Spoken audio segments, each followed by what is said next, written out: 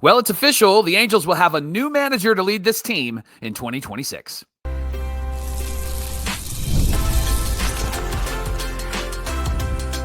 You are Locked On Angels, your daily Los Angeles Angels podcast. Part of the Locked On Podcast Network, your team every day. I'm throwing in Jon Frisch's name for manager in 2026. Thanks for making Locked On Angels your first listen of the day. Ron Washington will not return to manage the Angels in 2026. So how'd we get here? Who's to blame for the Halos' failures? Is it Wash? Is it the front office? Is it a bit of both?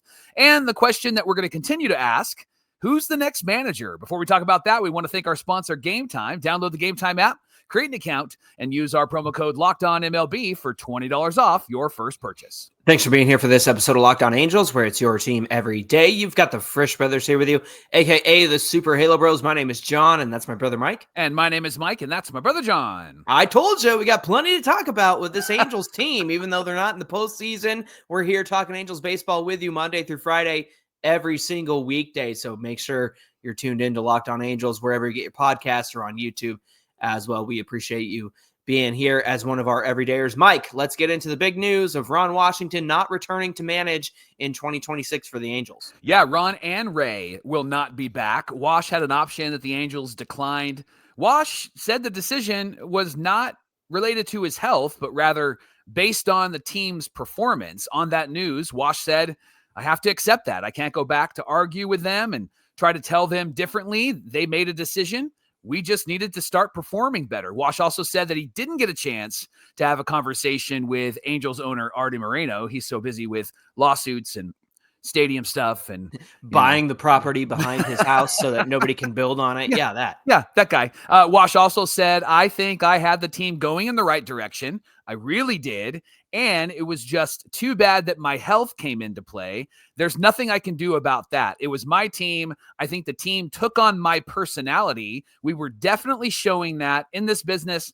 This is the kind of stuff that happens to you when everything goes not the way people wanted. You take the blame for it, and I'm okay. Jon, give me your thoughts on just that quote, that this team took on his identity and he felt like they were moving in the right direction. Yeah, I think he's right on both accounts. However, I think that it took on his identity more last year, Mike. We saw a lot more base stealing. We saw a lot more bunting. We saw a lot more Ron Washington small ball. It was kind of a return to social ball. We definitely didn't see the strikeout epidemic and the home run ball launch angle nonsense that they were going for this season. But the truth is that those two things reared their ugly head. And it's not a coincidence that it happened under Wash. And I got to, speak to Johnny Washington and his hitting coach skills, quote unquote, I guess you could say. Yeah. But we saw a different team this season. We saw a great team in the first 2 weeks. The team that was taking the extra base, the team that was moving runners over, having productive outs, getting inside the pitcher's head and putting pressure on that opposing pitcher on the mound. We saw a great team for those first 2 weeks. Mm-hmm. Mike, it's not as if, look, I know the records are vastly different between Ray Montgomery and Ron Washington. This team was 2 games under 500 with Ron Washington. I think this team would have ended up 500 under Ron Washington or, somewhere around there, right? Maybe 79, 83 or something like that, right?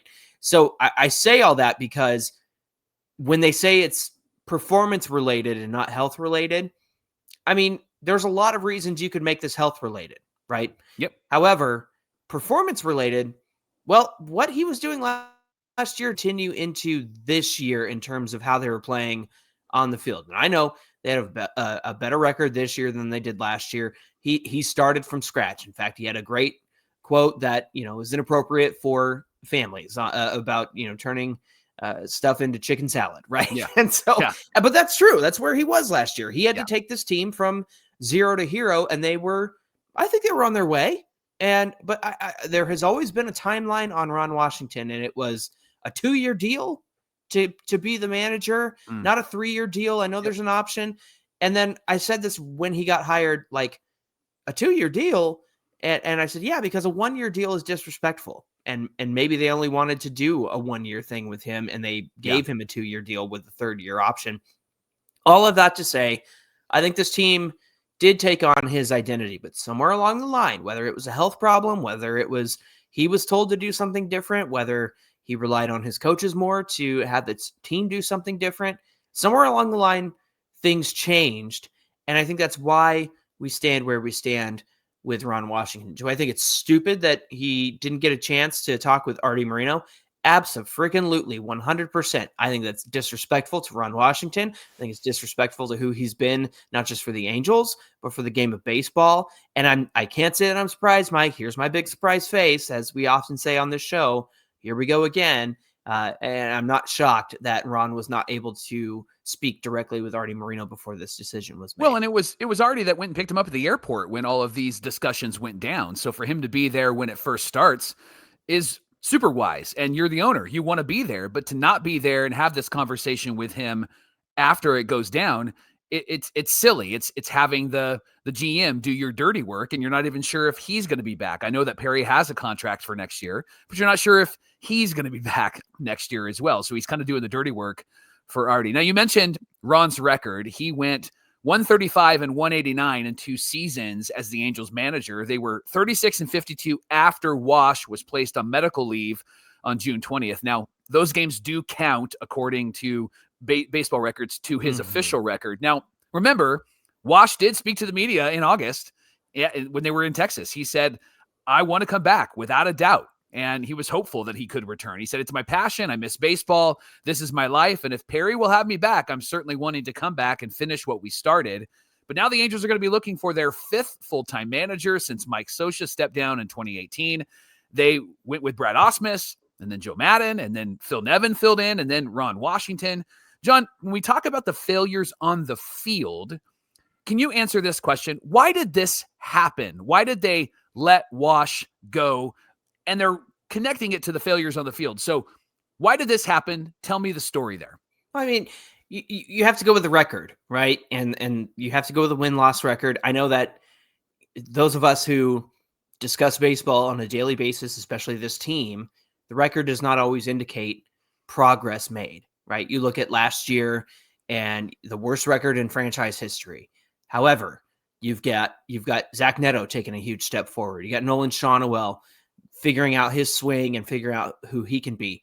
Joe Adell gave us a preview of what was to come for him before he got hurt. And he did that in 2025 with his, 37 home run season. Right.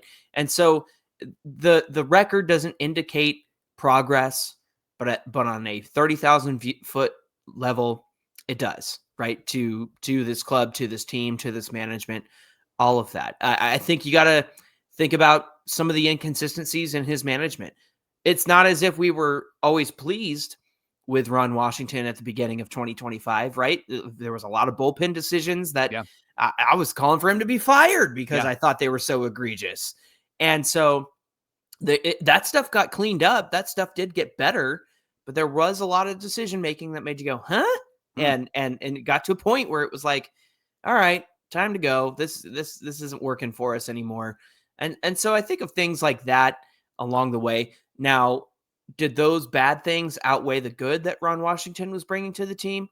Not to me, but in the Angels' eyes, apparently. But we all know that the Angels have this, I'll say rose-colored glasses, but I don't even think it's that. I think they have this picture of themselves of, oh, wait, we need to be, in this position, but we're actually in this position and we're not that great. And so it's like, I think the Angels kind of have a delusional understanding of who they are, as opposed to this being Ron Washington's fault in any sort of way. But what about you? Well, and it's interesting that you bring that up because you think about what the narrative was after some of those bad bullpen decisions, after some frustrating moments, right? And it was just, we got to flush it. We got to move forward. We got to turn the page. Perry Minasian, hey, we're a really competitive team. And it was never Ron's fault either. I got to bring that up too. Yeah. He never really seemed to take accountability. I think of Luis Guillorme in the bunt and getting that bunt down. And it's like, you wanted the guy to bunt a ball that was in the, the opposite-handed batter's box, right? Right. But here's what's interesting about him not coming back is the Angels are now admitting to all the things that we as Angel fans have been saying all year long. That's fair. They are now saying, yeah, it was terrible. Yeah, it wasn't good. Yeah, this was awful. Like they're now admitting that. And that's the problem with this organization, is because they don't acknowledge throughout the season that this is not great. They don't acknowledge throughout the season, here's what we're going to do to make changes here. They don't acknowledge that stuff. We just get a Band-Aid, one motion, right off, right? In the off season. And that's really what this is with Ron Washington, not so much Ray Montgomery, although we did get note that Ray Montgomery told the media that he does have an offer to come back. They don't know what the role is yet. He said, they've treated me well. I can't complain. I'm just disappointed we didn't get to where we needed to go. And it's not management, so don't worry, friends. He will not manage. It's not, which is great. Now, back to Ron, I just think when you look at the overall record of this team and the overall record of him as a manager, I think that he got a full season last year and then he got just a partial season this year. And so you're not able to really judge the impact that he can have as a manager. But what this decision does tell me, to try to lean a bit positive, is what it tells me is that the Angels aren't going to go, well, let's try it one more time. Let's give it a little bit more runway, right? What it tells me is that I think that they have their finger on, or trying to at least find the pulse of Angel fans. And they're going, man, we have to at least make it look like we're doing something significant. Yeah. Now, is that the case? Are they doing something significant? Yes. But I can say yes without answering the question fully, because we don't know who they're going to bring in. Yeah. And that's really going to shape. If they bring in Bob Melvin, I'm going to be disappointed like you are, because I don't think that's a great move at all. They bring in Torii Hunter, that would be a smart move. And we'll talk about that later on in the show. Ultimately, this happened because the team just is terrible, and they need new direction. They need new management. They need new coaching, because that doesn't seem to be getting the best out of these guys. Logan O'Hoppe is an example of that, right? Yeah. Had a pretty good year in 2024. This year was not a good year, and he took ownership, which is why we love him on this show. But Logan, buddy, it was the coaching. Like, there was 4 different guys telling you what to do and telling you to do different things, right? This goes to show, like, maybe there was a bit too much. It needs to be simple, clear, and accessible. And you need someone at the top that's going to make sure that it's simple, clear, and accessible. And I would even add that those coaches are accountable. And it felt like those coaches were not accountable. Johnny Washington with the strikeouts, we're not accountable. Now, as of this recording, we don't know what's going to happen with those coaches, and we'll talk about that on tomorrow's show. But truthfully, there was no accountability. And Ron talked a lot about accountability, but we didn't see that come to full fruition with the players or with the coaches in the 2 years that he's been here. Yeah, that's true. He said a lot about accountability early on. We really only saw that in certain instances. I can think of, Rengifo not hustling out a play, right, or a hit and stuff like that, right? Or he was at shortstop, didn't hustle out a play, and then we saw him bench the next day. So there was stuff like that. But at the end of the day, Mike, you're right. There are certainly steps forward. There have been guys who took steps back. The team did not improve record-wise. So on the surface, this is what the Angels do. They're gonna make a shakeup. They're gonna make it look like they're doing something. I think we all know, and we're gonna discuss this more. But the truth is guys, if we could fire the owner, we would, right? But that's not what is going to happen unless there are circumstances outside of our control that cause Arte Moreno to sell this team. So yes, it might be another spoke on the wheel, right? And it goes round and around and around. And Ron Washington is a spoke, and Joe Madden is a spoke, right? It goes round and around and around. But unless you're, the Queen of Dragons from Game of Thrones and you want to crush the wheel, well, we can't crush the wheel. And so that's the thing that is happening with this team right now. So I think when you consider everything that's going on with this team, it comes down to Arte Moreno and ownership, and that's not anything that we can have control of right now. Thanks for making Locked On Angels your first listen of the day. Coming up, who's to blame for the Angels' failures? Was it Wash or the front office or a combination of both? We're going to get into all of that coming right up.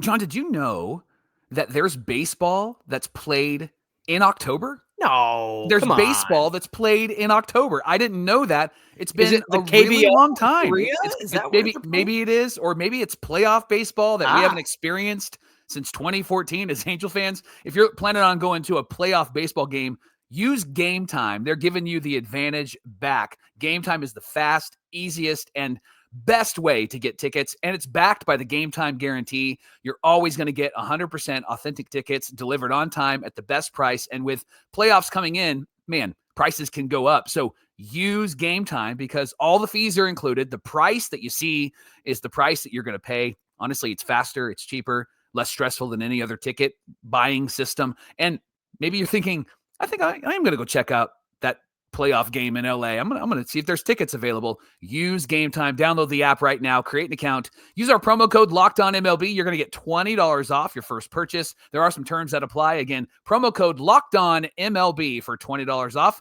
your first purchase. Swipe, tap, ticket, and go. Download Game Time today.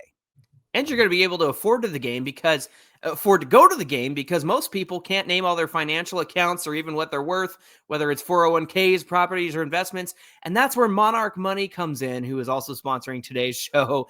And when you don't have a full picture of your finances, you can end up leaving money on the table. And that's why Monarch Money is there for you. It's an all-in-one personal finance tool that brings your entire financial portfolio together, your life together, all in one clean, easy to use interface on your laptop or your phone. I can speak as a Monarch Money customer that it is very convenient. It does the heavy lifting for you. So if you put off doing your finances, let Monarch Money help you. You can link all your accounts in minutes, see clear data visuals, get smart categorization of your spending. My favorite thing is when the logo of the store or restaurant that you purchase from comes up in Monarch Money. It just makes things easier, and you finally feel in control of your money without ever touching a spreadsheet. So don't let financial opportunity slip through the cracks. Use the code LOCKEDONMLB at monarchmoney.com in your browser for half off your first year. That's 50% off your first year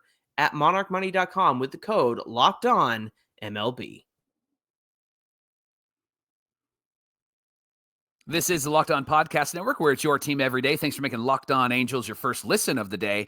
You need to be here. You need to subscribe, make sure that you're on the audio side, video side, and in the comments, because there is a lot of Angel drama and Angel news happening in the offseason. In fact, this is really the best time to be an Angel fan, unfortunately, because there's a lot of news that comes out, including what happened with Ron Washington yesterday. They're not picking up his option.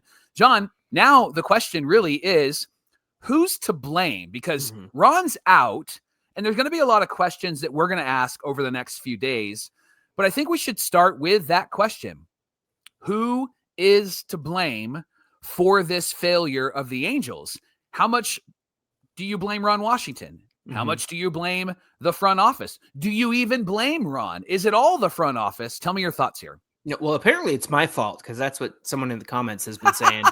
Well, you know what's so funny about that, and I wanted to address that because it's comical to me that fans will say it's the fans' fault, right? When we have the only thing that we have control over is we want to have a really good time with our family at a baseball game, and suddenly because we showed up, not just us, but everydayers show up to a baseball game because we're paying money for tickets, that gives affirmation to Arte Moreno that we like what's happening, or we create a show that we say, hey, they likely could get to the playoffs if they do these things. That apparently Arte Moreno is listening every single day, and because he's listening every single day, he's going, well, the Halo brothers said that this is great. So, right? I mean, like, it's comical to me how desperate we get, but that's what happens when you're a fan of a team that's just not great and the owner's not great, right? You end up going, well, it's got to be all of these people over here. And in reality, the people that deserve the blame are the ones on the field, the ones in the front office, the ones in the dugout. So, John, tell me, who gets the most blame here? Yeah, well, and it comes down to Ron Washington right now because he's the one out of a job, right, Mike? And the players on the field are certainly responsible for that because it comes down to their performance. But let me zoom out a little bit. I think it's an everydayer named John, and he had kind of a running bit this season of, when the Angels would have a bunch of strikeouts, he go, well, Arte Moreno struck out 12 more times. It's his fault that they struck out so much. And I get what he's saying because on one hand, there's an element of Arte Moreno pays these players to go out there and do a job. And he has been burned by contracts like Rendon and Hamilton and all that stuff, right? That's the narrative, and that's where we sit.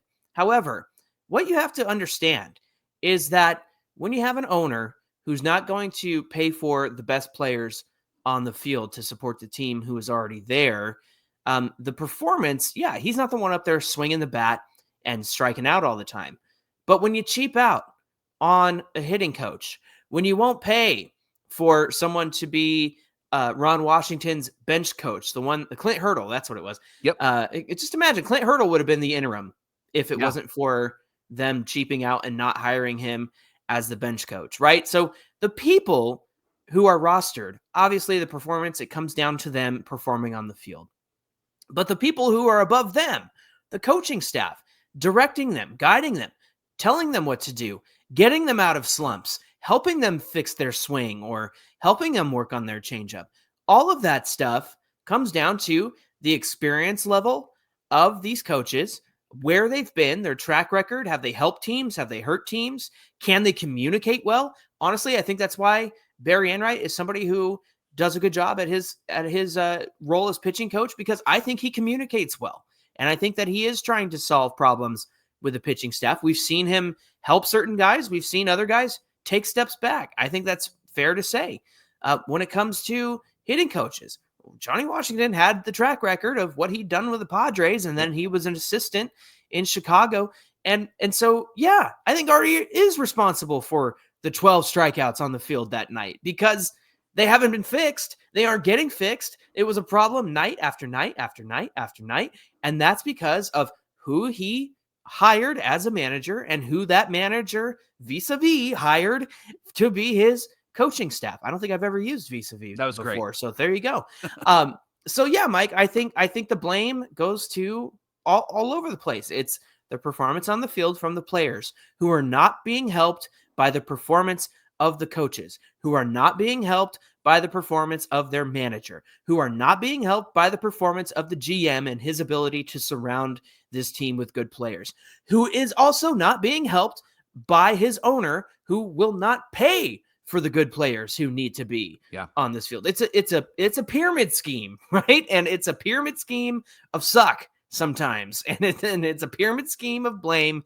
Blame goes all around with this team. So maybe that's a cop-out. Maybe that's a cop-out that I'm not putting the blame 100% on Wash, but that's just the way that I see it. You know, everybody shares in this, but at the same time, it goes to the top. It goes to the top because of who they want to pay for and who they bring in, you know, the quality of people that they bring in. Perry Minasian's a first-year GM.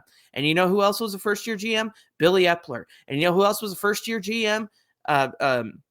Jerry DiPoto before him, right? Mm-hmm. And what was Tony Regan's? A first-year GM. Yeah. Are you catching on here? These first-year guys getting their first opportunities with the Angels because they come cheap. They're not Dombrowski, right? Dombrowski is going to cost a ton of money if he were ever to come here, and he already turned them down. So all that to say, it starts with the responsibility of the team. Guys will wear that, and they'll wear their performance, but it goes to the top, in my opinion, Mike. Yeah, I'm going to blame Perry Minasian. And the reason why I'm going to blame Perry Minasian is because I don't think Wash gets a fair shake because he wasn't there all season long. I think you're right. I think they could have finished at 500 if he was there all season long. My prediction would have been true. I thought that was their lid. But he wasn't there. And he's right. Like, you got to perform on the field. They had a terrible year last year, record-wise. This year, with Wash in there, they were only 2 games under 500, but then health hit him. And so to not give him an extra year is a bummer, but I blame Perry Minasian because Perry, I know he's working within the sandbox of Arte Moreno, and I'm in agreement with you. It is Arte. Yes, fans, we see that in the YouTube comment. It is Arte, but I'm going to blame Perry because what I see from Perry is this inability to give this team any sort of depth, this inability to be able to identify guys that are going to be really, really good and they're going to be really, really effective for this team. He just hasn't been able to do that. I get signing Yusei Kikuchi. I understand that was a pretty good signing for the Angels. Step in the right direction, right? It is a step in the right direction, but even Yusei had a difficult season. It wasn't a great season for Yusei Kikuchi. And again, I know that the puppet master is dictating all of this. So is Perry operating within the parameters that Arte has set up? Yes, he is. Is he doing that well? I think he's shown over the last 5 years that he's doing that well in some areas, but what he hasn't been able to do is supplement this team with the bargain shopping that he's done, he hasn't been able to supplement this team with players that are going to be effective for this team. And quite honestly, it feels like the culture of this team is just suck. It's really, it sucked. Like, you think about Taylor Ward and his last at bat of the season, where he's watching strike three instead of trying to swing to win the game. That's a culture issue, right? That's also a coaching issue. And so, yeah, Ron gets some blame, but I'm going to look at Perry as who you're setting up for the culture here, how you're preparing this culture to be a winning culture. You said that this is going to be a winning team. And then every year that you've been the manager or the general manager, you have failed to bring a winning team here. There's a lot of caveats to this conversation. We need an hour show instead of a 30-minute show. I'm going to blame Perry more than I would blame Wash, because Perry's been around longer. Wash only got a year and a half to really manage this team. And I think Perry needs to admit, I think he needs to acknowledge, and I think fans need to admit and acknowledge. And I'll be the first to say, like, he hasn't really built a great team. There's a lot of small wins around that, but ultimately this team has just been really bad. Yeah. Especially when you're, relying on drafting and international free agency to build up your depth, like, that's going to take some time. That doesn't happen overnight. And so that's why the Angels don't have anybody who can come up and replace somebody when somebody gets hurt, unless they go out and sign those players on the fringes, right? The Carter Keybooms and they traded for Oswald Peraza. By the way, Locked On Every Day, or Aaron on Twitter said, man, I'd be 20 games under 500 too if I was Ray Montgomery and had to play Oswald Peraza at first base, right? Which is a part of what's wrong with this team, right? Absolutely. We came into this season, Mike, literally asking, hey, when Nolan sits on the bench or he gets hurt, who plays first? And we all went, maybe Kevin Newman. That far ahead. Yeah. And so that's just the issue, I think, with this team. And so, it's easy to put blame on everybody. It is possible to blame Perry Minasian. Like, it goes in every which way, right? It's not blame for the sake of blaming. Everybody's got a part in this. Everybody's responsible to some degree. Do I feel bad that Ron Washington won't be here? Yes, I do, because I don't think he got a fair shake, and health has a huge part of that. I am excited to move on. I am excited to see somebody else. And I think that is going to be the caveat that's going to be the key for how this team performs next season is, where do the Angels go from here? Who's next in terms of managing in 2026? The NFL season is here, and FanDuel is making it easy for you to not miss out on all of the action. Right now, if you're a new customer, you can bet $5, and if your bet wins, you can get $300 in bonus bets to use across the app. You can use the FanDuel app however you want, player props or building a same-game parlay, or maybe even jumping in on the live action. It's quick, it's easy, and it's the best way to add a little bit more energy to your Sunday. So if you're ready to play, download the FanDuel app right now by visiting FanDuel.com to get started. You can go to FanDuel.com and place your first $5 bet. So who's going to take over for Ron Washington in the dugout? Now, we did talk about a few names on yesterday's show. We've talked about who our favorite would be, and that would be Torii Hunter. Now, Bob Nightingale, who often screws up players' names or gets things wrong or jinxes players. We often call him Boob Nightingale. And so he tweeted that Albert Pujols, Torii Hunter, and Michael Young loom as potential candidates to become the next Angels manager. Pujols, who does want to manage, is already on the payroll, being paid $1 million annually with his 10-year personal services contract. Of course, Torii Hunter is also on the payroll because he is a special assistant to the front office. So do we take Bob Nightingale's tweet seriously, or do we ignore it? What do you say, Mike? I ignore it because I haven't seen any legitimate information from Sam Blum, from Jeff Fletcher, from TBW, from anybody connected to the Angels right now that would say that Pujols, Torii, and Michael Young are the top candidates. Michael Young kind of felt like a out of the blue ad to this. I needed three to have A, B, and C to round it out. He was a great second baseman, but I don't know if you want to have him be a manager. I think, John, I'm ignoring that because I'm gonna wait to see what some of the guys who are connected to the organization will say and believe that, because Blum and Fletcher and TBW amongst the Angels reporters, Rhett Bollinger. Rhett as well. Rhett's really on top of it. So those are the ones that I'm paying attention to. So everydayers, you should pay attention to them as well. John, do you think that it's going to be one of those guys on the payroll? And if so, are you still in the Torii Hunter camp? I mean, I am still in the Torii Hunter camp because I think that if you want to talk continuity, I think Torii would bring the same kind of energy to this dugout. We did talk about yesterday, Darren Erstad, being pretty hard-nosed and working on fundamentals with these guys. I don't think you could go wrong with either one. I think that, honestly, I think Torii is the vibes guy and Darren Erstad is the fundamentals guy. And you need somewhere in between. You need someone who can do all of that, whether it's the manager and then the bench coach or vice versa. I think you've got to have that sort of combination if you're going to manage in Major League Baseball. So somebody made mention, I'm actually glad this kind of popped up right now. It was David on Instagram who said on our post from yesterday, bringing in these former players won't do the trick. You need an old school guy with heart and passion to put a fire under their players' butts and an owner who will pay for a quality team to manage. Well, I agree with that last part. We just got through discussing that, right? Yeah. Mike, so we need an old school guy. We need an old school manager. How about Joe Madden? Oh, wait. We tried that. Mm-hmm. We need a hard-nosed guy who's going to light a fire under their butts. How about a guy like Phil Neff? Wait, we tried that too. How about a guy who focuses on the fundamentals and the infield coaching like Ron Washington? Oh, wait. We tried that too. So that is to say, Brad Ausmus, for as much as we don't like him, managed the Tigers to the World Series, right? And so to me, at this point, just throw something at the wall and see what sticks. And I think that's why Torii Hunter needs to be the guy. Albert Pujols obviously could also do it.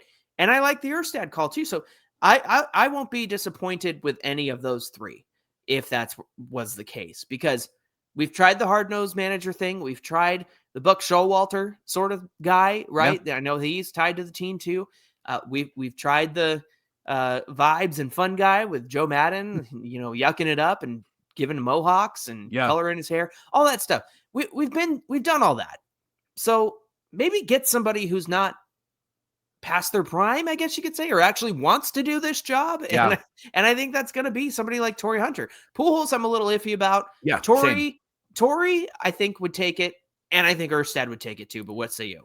I want somebody who's going to be accountable and hold these players accountable and then actually do it. That's what I want. Yeah. And what we didn't have is that the last few years when Scioscia's been gone. We didn't have that. We had a guy that would yell and scream, Phil Nevin, right? Like that's all he did, right? That's not accountability. That's just, you don't have self-control, right? And then Wash, we're going to do this, but then there really wasn't a sign that they were doing that. And then kind of in between, Joe Madden, I think just was going to do his own thing. He wasn't going to listen to Perry. He wasn't gonna, I'm going to manage this team how I want to manage this team. And now with his book and all of his podcasts, he's told us how awful it was working with Perry and how he was not in sync with Perry Minasian. And so I think we need somebody who's going to hold this team accountable, and they need to hold these young guys accountable. I think that you win over a Logan O'Hoppe and a Zach Neto and a Nolan Shawnoel and a Joe Adell. You win them over when accountability is leading the way. And I think that all of those guys have proven that they want to win, especially the Netos and